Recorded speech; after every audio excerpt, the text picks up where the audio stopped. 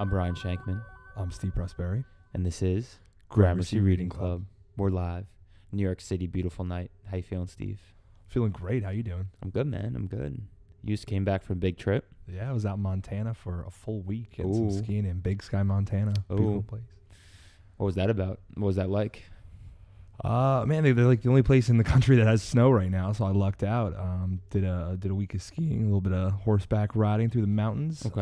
Had a nice long plane ride, which I used to crush Ready Player One. Oh, nice intro. Yeah. What? Ready Player One, great book. Yeah, man, it was fun. It was a fun read. Let's talk a little bit about the plot before we get into our opinions. Let's just talk a little bit through, what we're working with here. Ready Player One. I love the main character. I think he's very likable. I think he's one of those characters that, they kind of paint him in a sort of a light where you can relate to him. Exactly. It's not like the super like in-depth character where he is who he is. You can kind of project onto him a little bit, but what do you think about the book in terms of the pace? Like, where'd you see the book really at, like, kicking up? What were some of the things you thought were great about it? Well, so the author Ernest Cline, if you read right in the back about the author, it says he's like this is his first book. He's a screenwriter by nature, and it's just so apparent when you're reading it. Yeah. You are reading a movie. It's got the exact same pacing as a movie. Mm-hmm. Kind of no slow parts. It takes you right through it. And for those that don't know, it's about to be adapted into a movie directed by Steven Spielberg. So he has work cut out for him there. But I love the pacing of it. It was exciting at all the right points. Kind of classic story arcs in there, and fun characters. Really relatable, really nerdy, in all the right ways, I think. Totally. And we'll say it. I've said it before. We'll say it again. Spoiler alerts. If you want to read this book, if you want to see the movie, and not know what's going to happen, stop listening. Yeah, turn it off. It's now. happening in 3, 2, 1. Okay. So I thought, I think it's so cool, his progression as a character, where he starts off, classic hero's journey, Joseph Campbell. Like, there's only 7 stories, the hero's journeys, and like really a lot of these books, like these adventure books, you can see it. From Bilbo Baggins to whatever. He really starts off low man on the totem pole, very in a dystopian world where a lot of people don't have resources, a lot of people don't have money or food, and he's really at the short end of the stick, and it really makes you like him right away, because you're like, this is a scrappy guy, the underdog. He's like so non-threatening as a character. It's easy to relate to him and to not have anything like the against least him. offensive character of all exactly. time. He's just a low man on the totem pole, but he has this one special skill where he like knows everything about the 80s. Why the 80s? That's what I'm wondering. Why the 80s? Why not 1990s? Why the 80s? It has to be just Ernest Cline's upbringing, right? And for me, the hardest part to relate, it was all very relatable, but the hardest part was some of the pop culture references from the 80s were just a little bit too old for me. But I could see this exact book being made with the 90s, right? And I'm sure Hollywood will find some way to make a sequel into it. So totally. Yeah, my brother is 12 years older than me, so he was like prime 80s, I guess born in 81. And I told him, like, I feel like this book would hit on so many nostalgia buttons for him, but it was a little bit before my time, some of the movies and the shows.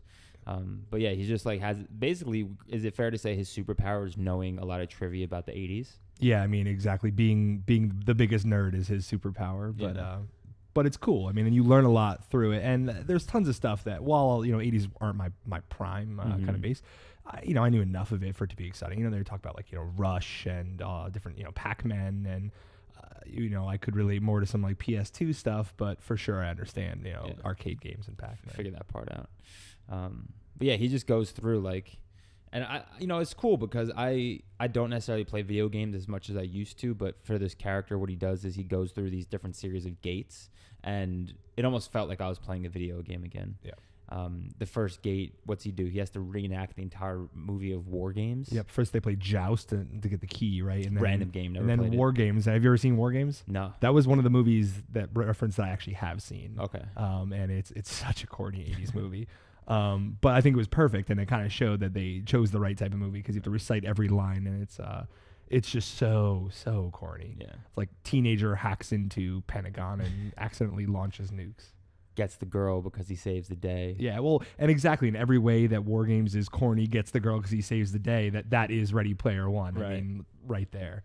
What's your War Games? If you get put into like a virtual world and you have to reenact one movie, what's your War Games? Oh, man. I need to think about that one. Do you have one? So like what movie could I like put me in the main character's shoes? Yeah. Mine might be like Dodgeball. I mean, Jonah Hill in Superbad. There you go. Because I look like him. Yeah, like lost 400 pounds. No, honestly, if I had to do one movie start to finish, I've weirdly seen what's the movie with Christian Bale and Michael Scott from The Office about like the collapse of the financial. And Brad Pitt too. Yeah. The Big. Not Moneyball. Nope. Same guy though. The Big Short. Yeah. The Big Short. Thanks, Marcel. The Big Short. I've weirdly seen that a bunch of times. So the movie's only like 3 years old. I know. I've probably seen it like 7 times, like way too many times. But, yeah. So he goes through these series of gates, and he has to clear them. And basically, so there's this long contest. And the main character, Wade Watts, right? Wade Watts. Parzival in the game. Wade Watts in real life, Parzival in the game. He has to go through these series of gates to basically. So imagine if Steve Jobs created this. Steve Jobs created World of Warcraft, and you had to beat World of Warcraft to get all of Steve Jobs' money. Yeah, I mean it's an Easter egg. That's the whole hidden thing, right? The whole concept of a hidden Easter egg. What's an Easter egg? An Easter egg would be a. They describe it in it. An Easter For egg those that don't know, is an aspect that's hidden in a game. So I think, and they describe here. I heard this story not in as much detail as they go in the book, but I guess the original Easter egg was in some 8-bit game, and if you went into some kind of dungeon in this game and like grabbed one random pixel and walked and dropped it in a certain spot, it would open up this room that had the creator of the game's name there, which was a big deal because at that time in the early 80s, maybe late 70s, they weren't giving any game designers credit. So this guy hid like very literally an egg, an Easter egg. Got it. And that's kind of, so now anytime an Easter egg would be, the biggest Easter egg to me would be like some Grand Theft Auto stuff, right? If you hit the right button combinations or you go and find the right room, you can unlock, unlimited health or get rid of 5 stars, kind of in the Grand Theft Auto equivalent. But I think any hidden thing in a game is the Easter egg. So this is the ultimate Easter egg hunt to $1 billion Easter egg. Yeah. So he's going through these gates and he's clearing them, and it turns out his corny 80s knowledge, which doesn't have much value in the real world, turns out to be a huge advantage through these games. He has his sidekick, H. Pronounced H? Pronounced it's not H. spelled, yeah, so he pronounced H. We'll get to H. Yeah. Interesting storyline. And then he's like the first one to find one of the clues after 7 years of this game being going on. Yep. And he immediately jumps to the top of the leaderboard, which has been vacant for the past 7 years, and he becomes instantly like a household name. Goes from like this lowly kid in whatever, some like trailer park to a household name, and that's just his whole story from there. Yeah. I mean, they have the perfect evil antagonist, kind of dystopian world antagonist, which is the IOI, Interactive Online Industries, Something I think, like that. which are Verizon. Yeah, they paint the picture of like the henchmen, right? Like they all are identical, and in the game, right? And the beauty of Oasis, this world, is that you can be literally anything, and yet they're all just like suits with a serial number over their head, whereas he's Parzival the Great, and right, because I think that's such a cool analogy that the author put in there. Is Ernest Cline is basically they're just people called grunters. And so Gunters. Disclaimer: I finished this book in 6 days, and we had agreed to read it in like early January. It's almost February now, so I just crushed through it. I read up on it again, but I loved it so. Not that I loved it so much, but it was such a fast read. Yeah. Anyways, they have these people called Gunters who are trying to beat the game that the Steve Jobs of this book, quote unquote, built. And some people are really good at it, but this company IOI offers and says, hey, we know you're really good at trying to beat this game. You have all the right skills. Come try and beat the game for us. Sign a piece of paper that says if you win, we'll keep all the winnings and we'll give you salary, we'll give you money, we'll give you all the best gear. But they all have the same avatar within the game. It's like Mr. Smith from the Matrix. Yes, exactly. They all look exactly the same. So there's a bunch of these corporate Gunters walking around, and some of the people remain independent, namely the main character, as they're trying to beat the game. And I just thought that was a cool idea. Like, it's like such a good analogy of selling out. Like, come do what you do so well, but for us, and we keep all the rewards. Yep. So what do you think about the I guess the hardware of it all, right? Like they talk about the haptic gloves and the immersion rig and all that kind of stuff. How far away do you think we are from that? I think the book is set in like 2045, but what was your take on kind of the technology aspect? Yeah, I don't think we're too far away. There's this thing called Tesla suit, and I don't know if it's related to Elon Musk's Tesla, but it's basically a haptic feedback suit, and you can pre-order them on the internet. So I think by the time our kids are playing video games, they're going to feel the game. Yeah. So, I mean, granted, this book is 5 or 6 years old. But my biggest kind of note when reading it was like, this doesn't feel like 2045. This feels like 2025. Yeah, it's really not that far off. Yeah. It's not, Matrix far off where you put the thing in your back of your head and it seems realistic to me. So, yeah, I don't think it's too far off. I would love to play a game where I felt it, and imagine playing like Madden and like, you could run around and you can get like, and they do a good job describing like you can get the right amount of hurt, like not that you're dying here, but it's funny that everyone is, and there's another aspect of it, the addiction to the game, right, which we all are very familiar with, even just with our smartphones and stuff like that. Hashtag grayscale. For those, Brian put his phone on grayscale because he claims it makes him less addicted. It's weird. I put it back on color on the weekend, and the colors looked so saturated and neon compared to what I'm used to. It was like really trippy. Yeah. So, anyway, so we're used to that idea of being like, addicted to video games and our phone and stuff like that. Imagine once you're immersed in this world where you can do anything. That's a real fear. But it's cool. He, at certain points, I mean, he admits that Wade, or Parzival, the main character, admits that he's kind of like fat and out of shape, and all he ever does is sit in this trailer, kind of because he's at the bottom of the totem pole. But as he rises and gets money, he starts like a detailed workout regimen within the game, and he gets pretty much a treadmill and works out within this virtual world. Shaves his head. Yeah, I got money on this being like that being a montage scene in the movie. Oh, right? For sure. He's like down and out, downtrodden, Cheeto dust all over his fingers, some weird like pencil mustache he didn't intend to have, and it just starts, boom. You hear like some EDM in the background, and he just starts doing push-ups, pull-ups, jogging, and yeah, there's just like some dope music. Next thing you know, the guy. Speaking of the movie, the trailer looks pretty sick. Yeah, I'm into the trailer. So to me, and the cover of the book, I'll hold it up here for those who haven't seen it. I think the cover did an awesome job of showing how the author describes the stacked trailers in the beginning. He lives basically in a trailer park, but it's so congested that they just started stacking trailers and making like artificial skyscrapers that are not at any code or anything.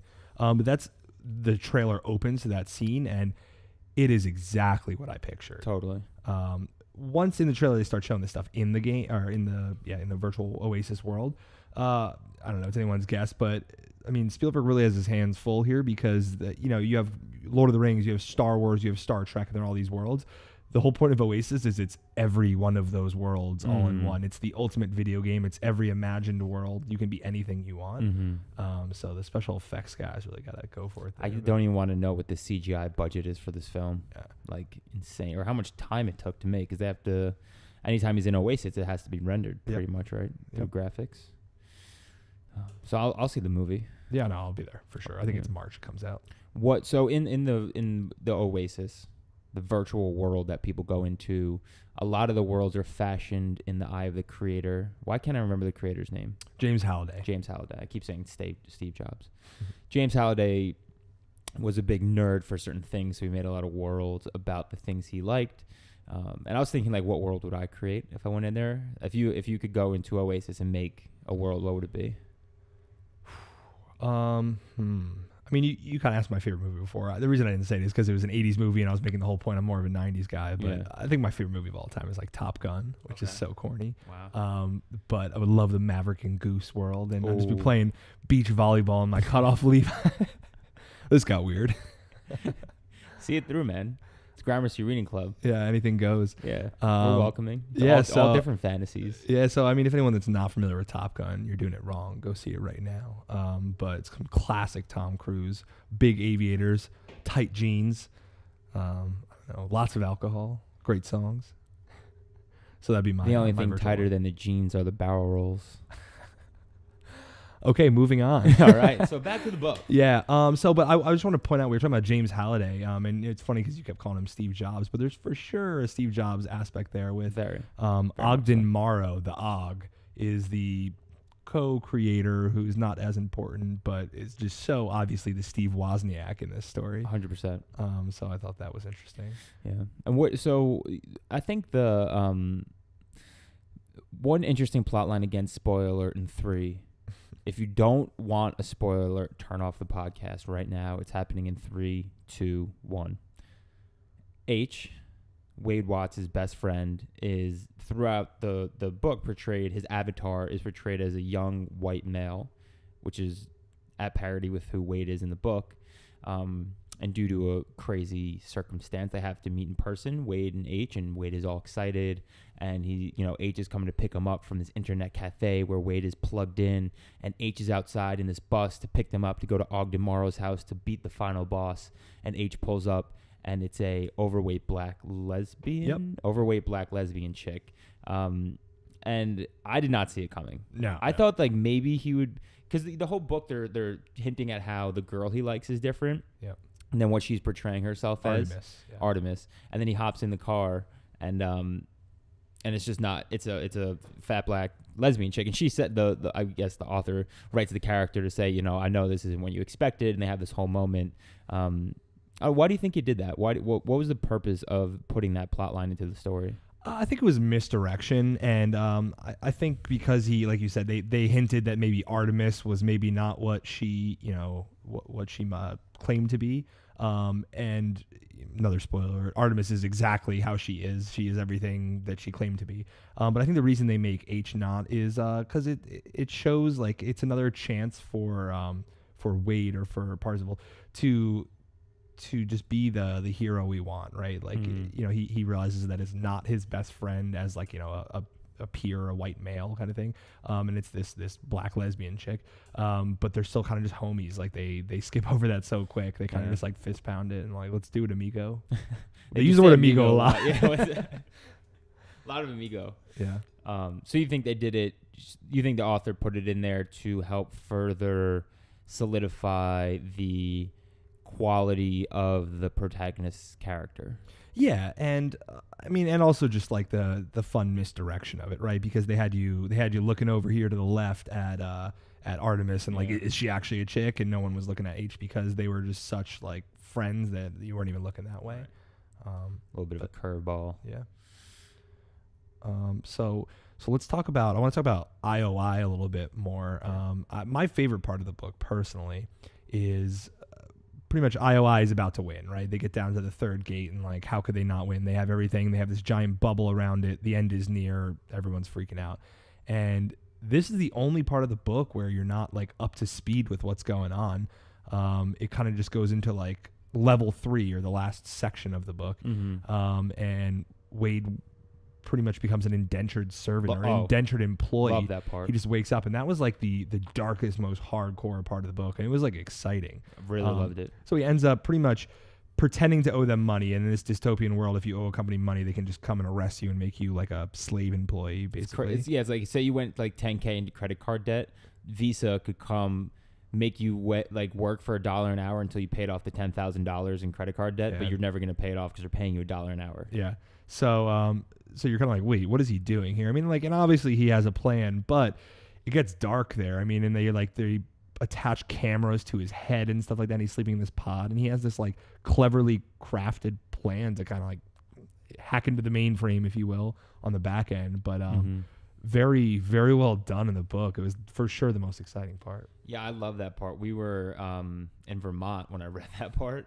We were up there, and I was like, so it's one of those.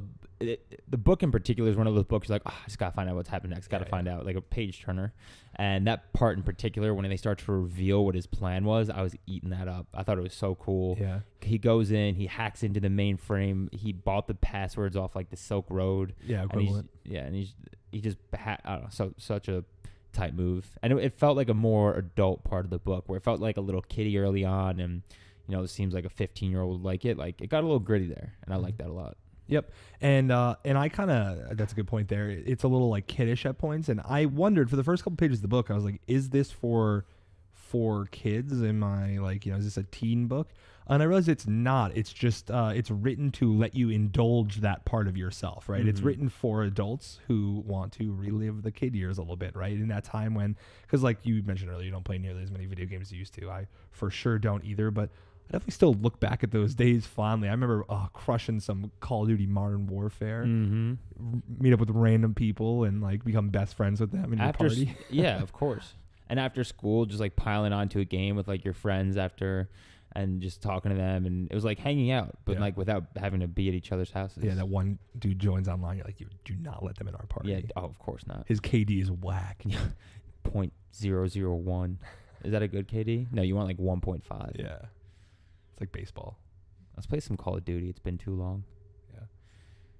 What do you think of the end? The book wraps up at the end, and it's pretty epic battle. Yeah, as far as epic battles go. So I have 2 complaints.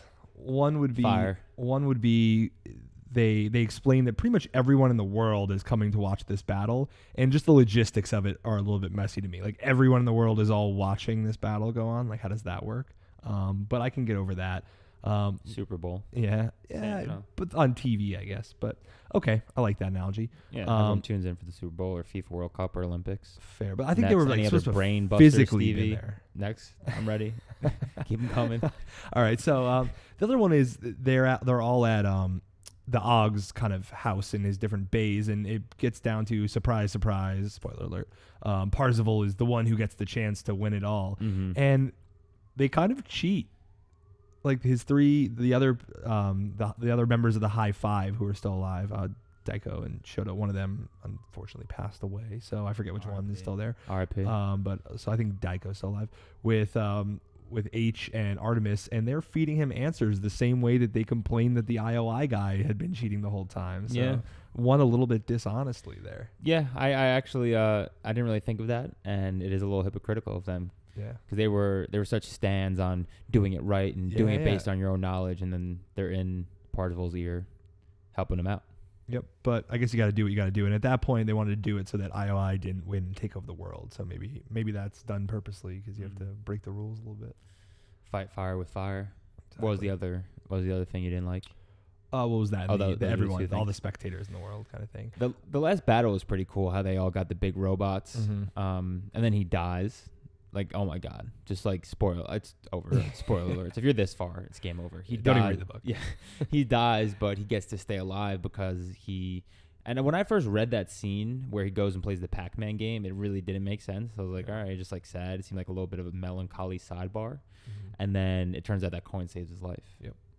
That was. I thought that was a cool little plot move. And how it was kind of sheer luck, but it was put in there the right way. It's something that makes sense that he did. He didn't just have that coin because it would have been corny if like his dad had given him the coin or something, but he had like a legitimate reason for winning it. He actually thought he was finding the third gate when he won that, and based on what you were hearing from the author, like when he was playing that, I believe that maybe was the third gate. So so I liked it. Yeah.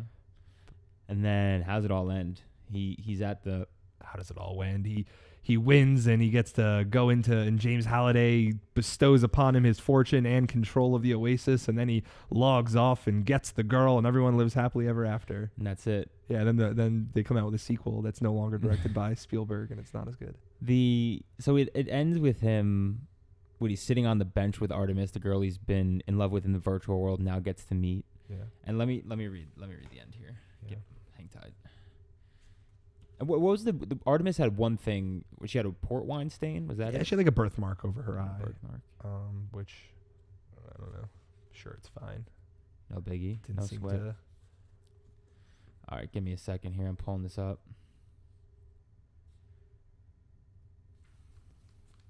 Did you play any MMORPGs in your day, Steve? No, but my brother was and still is a huge MMORPGer. He's probably years logged on World of Warcraft, so I'm very familiar. Level 70? Yeah. All right, so this is the last line of the book.